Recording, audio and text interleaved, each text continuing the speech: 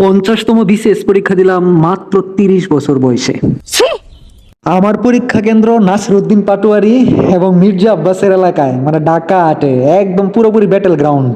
কি বললা? যাই হোক, বাসে উঠেই দাঁড়ায় আছি, সিট নাই। আমার মতো বহুত পরীক্ষার্থী এই বাসে। চেহারাটার একটু দেখতেছি, মানে মোটামুটি বেশ ভালোই লাগতেছে। আজকে চেহারার মধ্যে অন্যরকম একটা গ্লেজ দিতেছে, মানে পুরোপুরি নতুন 16 বছরের কচি পোলার মতো মনে হচ্ছে।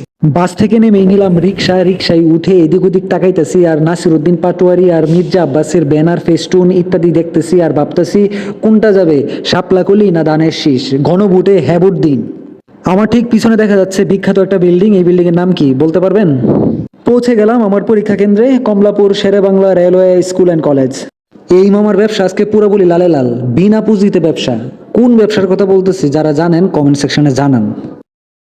পরীক্ষা দিয়ে বাইর হইলাম, আলহামদুলিল্লাহ।